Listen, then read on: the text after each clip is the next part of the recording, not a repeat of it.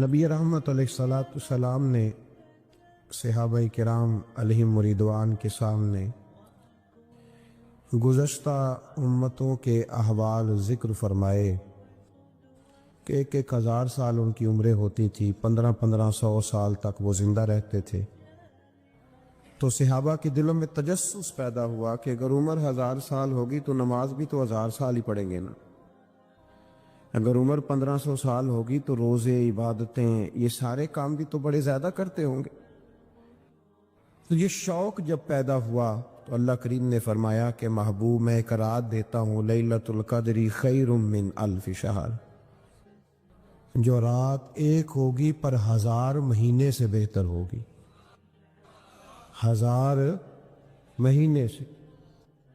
یہ رات اگر کسی کو میسر آ جاتی ہے اور پھر وہ صدق کے دل کے ساتھ، یعنی توجہ کے ساتھ، انہماک کے ساتھ، احتساب کی نیت سے، گناہوں کی معافی کی نیت سے اگر وہ اس رات کا قیام کرتا ہے، عبادت کرتا ہے، ذکر کرتا ہے، دعا کرتا ہے، تو محبوب کریم علیہ السلام نے وعدہ فرمایا ہے کہ اللہ اس کے پچھلے سارے گناہوں کو معاف فرما دے گا۔ دین، شریعت، قرآن، اسلام یہ بحث کرنے نہیں آیا دنیا میں۔ علماء جو بحث کرتے ہیں وہ توضیحات کے لیے، تشریحات کے لیے، تفاسیر کے لیے، وہ ان کا مقام ہے، لیکن ہم جو عوام بحث کرتے ہیں تو سمجھ لیں کہ دین بحث کرنے کے لیے نہیں آیا، دین تو عمل کرنے کے لیے آیا۔ اس پر عمل کیا جائے گا، عمل کی کوشش کی جائے گی، اور قرآن مجید نے کہا من عمل صالحا من ذکر او انثی، جو کوئی بھی اچھے عمل کرے چاہے وہ مرد ہو یا عورت ہو، وہو مؤمن، شرط یہ ہے کہ وہ مومن ہو، فلنحیینہ حیاتا طیبہ، فرمایا ضرور ہم اسے پاکیزہ زندگی عطا فرما دیں گے۔ جو عمل والے لوگ ہوتے ہیں انہیں اللہ کون سی زندگی دیتا ہے؟ حیات طیبہ، پاکیزہ زندگی۔ اللہ پاک، صاف ستھری، غلاظتوں سے پاک زندگی دیتا ہے جو بندہ عمل کرتا ہے۔ توبہ کا مطلب یہ ہوتا ہے کہ میں پچھلے گناہ پہ شرمندہ ہوں اور آئندہ نہ کرنے کا پکا وعدہ کرتا ہوں۔ انسان ہے، وعدے کے باوجود بھی کہیں غلطی کر لیتا ہے تو اللہ معاف کرنے والا ہے، لیکن وہ ساری رات روتا رہا، ہر مسجد سے چیخنے کی آواز آئی، اس نے ساری رات مسجد میں رو کے گزاری، لیکن جھوٹ چھوڑنے کا اس کا ارادہ ہی کوئی نہیں۔ وہ تو کہہ رہا ہے 3 دن کا رمضان رہ گیا ہے، پھر میں نے دیکھ نہیں لینا تمہیں، فساد چھوڑنے کا اس کا پروگرام ہی کوئی نہیں۔ وہ تو میاں طے شدہ بات ہے کہ سویرے وہ دکان پہ جائے گا اور صبح جو بیسن بیچے گا نا سموسے اور پکوڑے کے لیے، اس میں بھی ملاوٹ کرنے کا ارادہ رکھتا ہے۔ تو یہ ساری رات توبہ توبہ کہنے کا کیا مطلب ہوا؟ کھل کے ساری رات اس نے توبہ توبہ کی۔ حضرت عمر فاروق رضی اللہ تعالیٰ عنہ کے بارے میں امام ابن جوزی نے لکھا ہے کہ رات کو نا گھر کے اندر بیٹھے بیٹھے اچانک رو پڑے حضرت عمر، 62 سال عمر ہے، خلافت کے آخری ایام چل رہے تو رو پڑے ایسے ہی گھر میں بلا وجہ ہی۔ آپ کی اہلیہ نے، زوجہ نے بیٹے کو اٹھایا، فرمایا پتہ کرو تمہارے باپ کو کیا مسئلہ ہے، کہیں کوئی تکلیف تو نہیں، درد تو نہیں؟ صاحبزادے آئے، ابا جی کیا بات ہے؟ فرمایا اماں کو بلاؤ۔ سب لوگ جمع ہو گئے تو جناب عمر فاروق رضی اللہ تعالیٰ عنہ فرمانے لگے کہ بیٹھو میرے ارد گرد۔ سب بیٹھ گئے تو فرمانے لگے آج جب میں مسجد سے نکلا تھا تو میرے نبی پاک کے سچے صحابہ، سچے رسول کے سچے صحابہ، حضور کے سچے غلام یہ کہہ رہے تھے کہ عمر بڑا ہی اچھا ہے، عدل والا ہے، انصاف والا ہے۔ تو ابا جی اس میں رونے والی کیا بات ہے؟ تو فرمانے لگے ڈر یہ لگتا ہے کہ باہر تو میں اچھا تھا، کہیں گھر میں تو نہیں کوتاہیاں کرتا رہا۔ میری بات پہ توجہ کرنا، کہیں گھر میں آپ باتیں سن لیں تو شاید جتنی میں کرتا ہوں دوسرا کاری کوئی نہ سکے، لیکن جب عمل کے راستے پہ ہم نکلتے ہیں تو وہ مسدود ہے، وہ پاند ہے۔ عمل کس نے کرنا ہے؟ آپ کوئی آیت پڑھیں تو یہاں غلطی نکالنے والے 20 لوگ مل جائیں گے، 20 لوگ، لیکن اس آیت پہ عمل کرنے والے کتنے ملیں گے؟ تو حضرت عمر فاروق رو رہے تھے، کہنے لگے کہیں تمہارے حقوق تو نہیں پامال کرتا رہا؟ تو آپ کی اہلیہ نے جب سنا تو وہ کہنے لگے عمر مجھے تو بڑا پرانا شکوہ ہے، آپ کا جاہ و جلال اتنا تھا میں بات نہیں کر سکی۔ عمر تم نے سارا دن مسجد میں گزار دیا اور ساری رات نقاب اوڑھ کے مدینے کی گلیوں میں گزار دی، میں تو زندگی کی کوئی خوشی دیکھ ہی نہیں سکی۔ چاہ تو میرے اندر بھی تھے نا کہ میرا شوہر کچھ گھڑیاں بیٹھتا، کہیں مجھے لے کے جاتا، تو میں تو کچھ نہیں دیکھا، مجھے بڑا شکوہ ہے۔ تو حضرت عمر کہنے لگے چل اللہ کی رضا کے لیے معاف کر دے۔ بھئی معافی بیوی سے نہیں مانگی جا رہی، معافی اپنی غلطی کی مانگی جا رہی، یہ سمجھ لیں۔ بیوی کے لیے تو خاوند کا بہت بڑا مقام ہے نا، لیکن یہاں غلطی کس بات کی ہے؟ اپنی کمزوری پر غلطی کا اعتراف کر کے معذرت کا سوال کیا جا رہا ہے۔ تو حضرت عمر کہنے لگے معاف کر دے، تو اہلیہ کہنے لگی میں نہیں معاف کرتی، میری شرط پوری کرے۔ فرمایا وہ کیا؟ فرمانے لگی قیامت میں جب اللہ آپ کے لیے جنت کا حکم دے گا تو آپ میری سفارش کریں گے اللہ کی بارگاہ میں؟ سفارش کریں گے یا اللہ مجھے کپڑے دھو کے دیتی تھی، میری عزت کی حفاظت کرتی تھی، میرے بستر کو پاک رکھتی تھی، کہیں گے؟ تو حضرت عمر فرمانے لگے تیرے ساتھ وعدہ رہا، رب نے اگر عمر کو اپنے فضل، اپنے کرم اور اپنے محبوب کے صدقے جنت دی تو عمر تیرے بغیر جنت میں نہیں جائے گا۔ عمل کا رستہ، عمل کا رستہ دیکھیں نا، 2 دفعہ استاد بات کرتا ہے، 2 دفعہ، اور کوئی زیادہ، ایک تو ہے نا کہ ایم اے اور جناب ایم ایڈ اور ایم فل اور پھر پی ایچ ڈی قسم کا استاد، ایک وہ جو matric P T C teacher ہے نا، وہ 2 دفعہ اسٹوڈنٹ کو کام کہے تو تیسری دفعہ وہ ناراض ہو جاتا ہے، کہتا ہے میں 2 دفعہ کہا ہے۔ بچے کو آپ 2 دفعہ کہتے ہیں اور اگر تیسری دفعہ کہنا پڑے تو غصہ آتا ہے نہیں آتا؟ بھئی تو نے اتنی دفعہ کہا تو سمجھ نہیں رہا بات کو۔ اور اگر اللہ کریم قرآن مجید میں سینکڑوں دفعہ کہے نماز پڑھو، سینکڑوں دفعہ، اور یہ بہانے کر رہا ہے، یہ بھی پروگرام بنا رہا ہے، پھر کہتا ہے میں بے چین رہتا ہوں، میں بے قرار رہتا ہوں۔ عمل کا رستہ اس کو اختیار کریں، آپ سکون میں رہیں گے۔ بد عمل آدمی اور بے عمل آدمی یہ ہمیشہ پریشان رہتے ہیں، ہمیشہ۔ عمل کریں، توبہ کریں تو پھر بدل جائیں، پھر تبدیلی آئے، اور یہ کوئی مشکل کام نہیں، جو بدلنے والے تھے وہ بدل گئے۔ بڑا کچھ کرتے تھے پر پھر وہ لوگ بدل گئے۔ حضرت فضالہ رضی اللہ تعالیٰ عنہ کہتے ہیں کہ میں بڑا دلدادہ تھا عورتوں کا، اور میرا ماحول یہ تھا کہ میں قتل بھی کر لیتا تھا، معاذ اللہ چوری بھی کر لیتا تھا، اور رات میری طبیعت تھی معاذ اللہ نئی سے نئی عورت کے پاس جانا۔ کہتے ہیں ابو جہل نے اعلان کیا کہ جو نبی پاک علیہ السلام کا سر اقدس معاذ اللہ کاٹ کے لائے گا، نقل کفر، کفر نہ باشد، 100 سرخ اونٹ انعام ملے گا۔ تو میں نے ارادہ کر لیا کہ میں بہت سارا انعام حاصل کروں گا۔ قرآن مجید میں نا اللہ فرماتا ہے کہ بہت سارے لوگ ایسے ہیں جنہیں اگر میں رزق میں کشادگی دے دوں، زیادہ پیسے دے دوں، فرمایا باغی ہو جائیں، وہ سرکش ہو جائیں۔ یہ بہت سارے لوگوں کو جو اللہ تبارک و تعالیٰ اعتدال میں رکھتا ہے تو یہ ان کے لیے بہتر ہے۔ ہر بندہ دولت کے ہوتے ہوئے نیک ہو سکتا، تو یہ اللہ اگر رکھتا ہے نا اعتدال میں تو شکر کرے اللہ کا، ورنہ تو لوگ عیاشیاں کریں، پتہ نہیں کیا کچھ کر گزرے۔ تو حضرت فضالہ کہتے ہیں کہ میں نے خنجر تیار کیا اور میں نے بغل میں اس کو چھپایا، اوپر میں نے چادر اوڑھ لی۔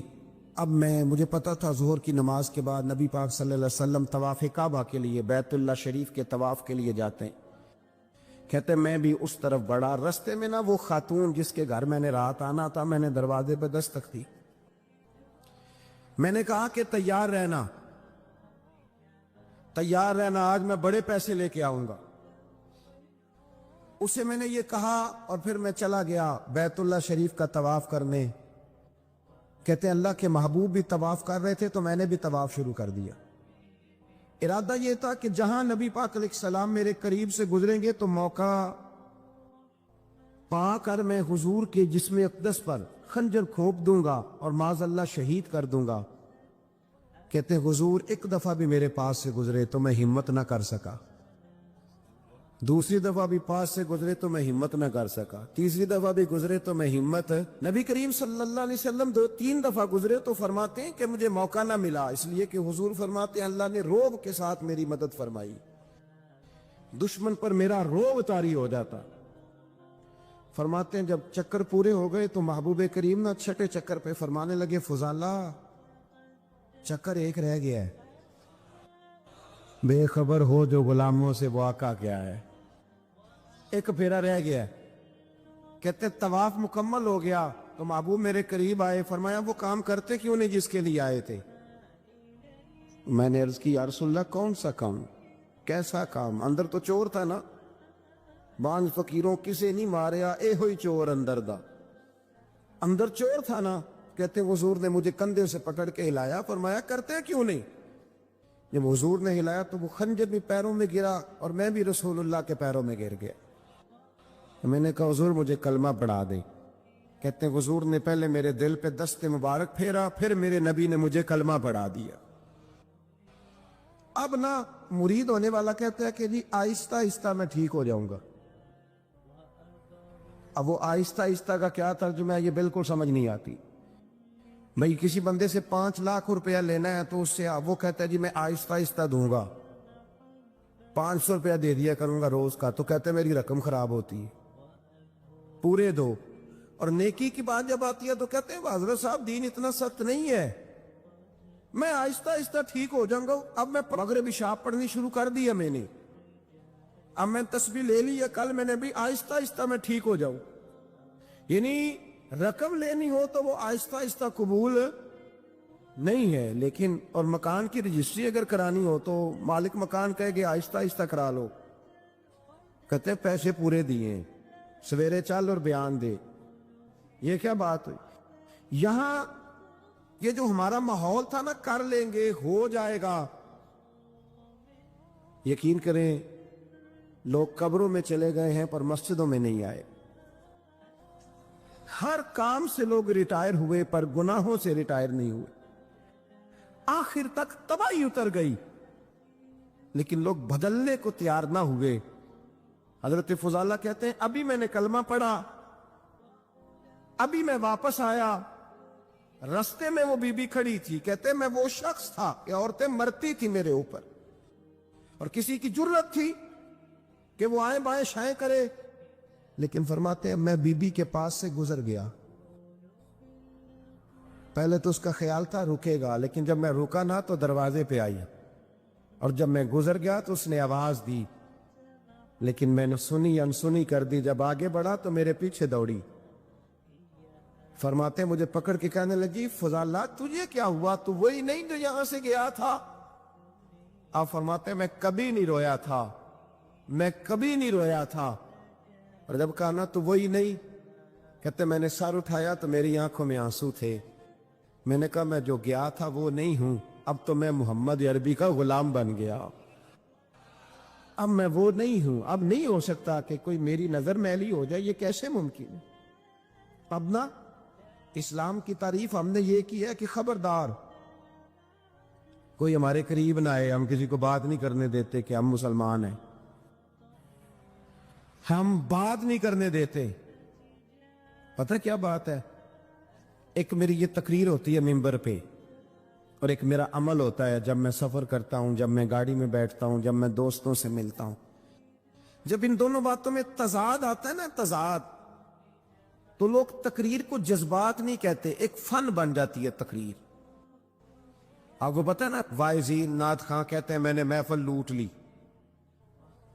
پھر لوگ شمار کرتے ہیں کتنے لوگوں نے سبحان اللہ کہی، پھر لوگ شمار کرتے ہیں کہ آج 5 بندے روئے بھی تھے جب میں تقریر کر رہا تھا۔ تو پھر یہ فن ہے، یہ جذبات کا اظہار۔ سمجھ لے بات کو کہ عمل جب آپ نہیں نہ کرتے عمل، تو آپ خود بڑے بے چین رہتے ہیں کہ یار یہ میں کیا کر رہا ہوں، یہ کون سا گورکھ دھندا ہے کہ میرا عمل صفر ہوتا جا رہا ہے۔ ہمارے ایک استاد تھے تو وہ فرمایا کرتے تھے کہ اگر پڑھے لکھے آدمی کو تم بے عمل دیکھو تو اس سے دور ہٹ جایا کرو، ورنہ تمہیں بھی بے عمل کر دے گا۔ میں نے ان سے عرض کی، میں نے کہا حضور یہ کیا ہے؟ تو فرمانے لگے اپنے حضرت صاحب سے پوچھنا، وضاحت کریں گے۔ میں نے حضرت صاحب سے کہا جی عجیب بات کر دی ہے، علم والے بندے کے پاس بیٹھ کے تو علم آتا ہے۔ تو وہ فرما رہے تھے کہ علم والے بندے کے پاس اگر وہ بے عمل ہو تو بالکل نہ بیٹھنا۔ تو حضرت صاحب فرمانے لگے انہوں نے صحیح کہا ہے۔ اب بات بہت بڑی ہے، پتہ نہیں آپ کی سمجھ میں آتی ہے نہیں آتی، بہرحال کر دیتا ہوں۔ پڑھا لکھا بندہ اگر بے عمل ہو تو اس کے پاس ہے؟ تو میں نے کہا حضور کیوں؟ فرمانے لگے اس لیے کہ وہ اپنی بے عملی پر بھی دلائل دے گا، وہ بے عملی پر بھی دلیلیں قائم کرے گا کہ یہ وجہ ہے تو اس لیے میں ایسے کر رہا ہوں۔ تو چونکہ وہ بے عمل ہے اور ہے پڑھا لکھا، نبی کریم صلی اللہ علیہ وسلم کے غلام نہ پل بھر میں بدل جاتے تھے۔ اور اللہ تعالیٰ بھی نا بڑے موقع دیتا ہے ہمیں، بڑے موقع۔ حضور نے فرمایا جس نے ایمان اور احتساب کی نیت سے روزے رکھے وہ نئی زندگی کا آغاز کرے، اس لیے کہ اللہ نے اس کے پچھلے سارے گناہ معاف فرما دیے۔ میرے نبی کریم علیہ السلام نے فرمایا جو شخص بیمار ہو گیا، مریض ہو گیا، اور نسائی شریف میں فرمایا کہ 3 دن تک بستر پہ رہا اور اس نے شکوہ نہ کیا اللہ کا، اور جب وہ شفا یاب ہو کے بستر سے اٹھا ہے نا، تب اللہ نے اس کے پچھلے سارے گناہ معاف فرما دیے۔ اور فرمایا جو حج کرنے گیا، حج کر کے واپس آیا، اللہ کے حبیب فرماتے ہیں یوں سمجھے کہ میں آج ہی ماں کے پیٹ سے پیدا ہوا۔ بڑے موقع اللہ نے دیے، بڑے موقع، بڑے سارے موقع عطا فرمائے کہ میں تیرے پچھلے گناہ معاف کر دوں گا، تم بھی تو نئی زندگی کا آغاز کرنا، تو بھی تو شروع کرنا نئے سرے سے، تو بھی تو بدل کے آنا، تو بھی تو اپنے اندر تبدیلی پیدا کرنا۔ سالوں بیت گئے، ہمیں سالوں بیت گئے، تقریر کرتے، تقریر سنتے، قرآن سنتے، پورا پورا قرآن سنتے، ترجمہ اور تفسیر لوگوں نے پڑھ پڑھ کے بڑا بڑا جگہوں پہ لوگ دلائل دیتے، بات کرتے۔ کب وہ وقت آئے گا جب ہم عمل کریں گے؟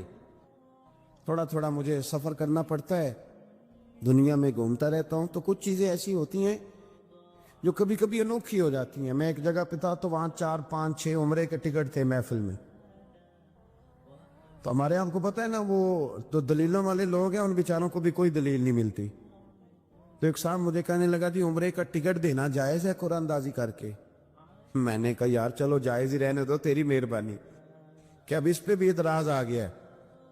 میں نے کہا 100% جائز ہے، کوئی اس میں کوئی ایسی بات نہیں ہے، لیکن اندازی تو شروع ہو گئی جو حدیث میں نہیں آئی، عمرے کے ٹکٹ والی ہے جائز، پر نبی پاک نے جس قرآن اندازی کا کہا تھا وہ کب ہوگی؟ حضور نے فرمایا تمہیں پہلی صف کے ثواب کا پتہ چل جائے تم قرآن اندازی کرو۔ وہ کس دن کرنی ہے؟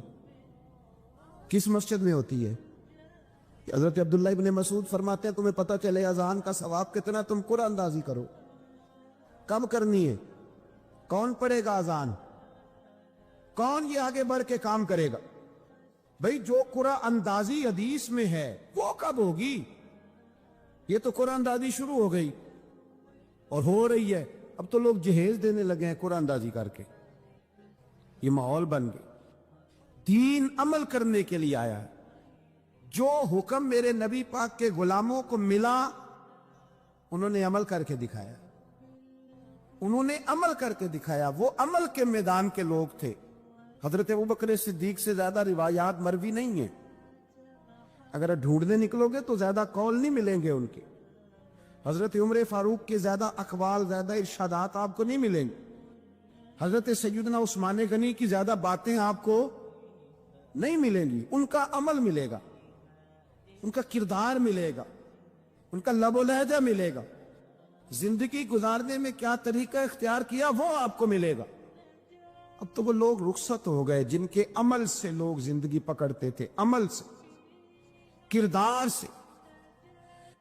تو عمل کا رستہ کب اختیار کریں گے؟ آگے کب بڑھیں گے؟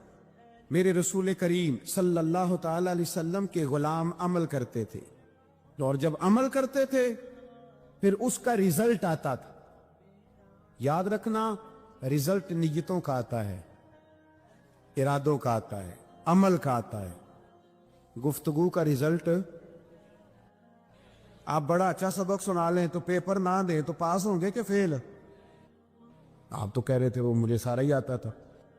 तो अमल आप करते हैं तो अमल पर नतीजा होता है, अमल पर। हजरत अब्दुल्ला इब्ने मुबारक रहमतुल्लाह अलैह के जो वालिद थे ना, उनका नाम मुबारक था।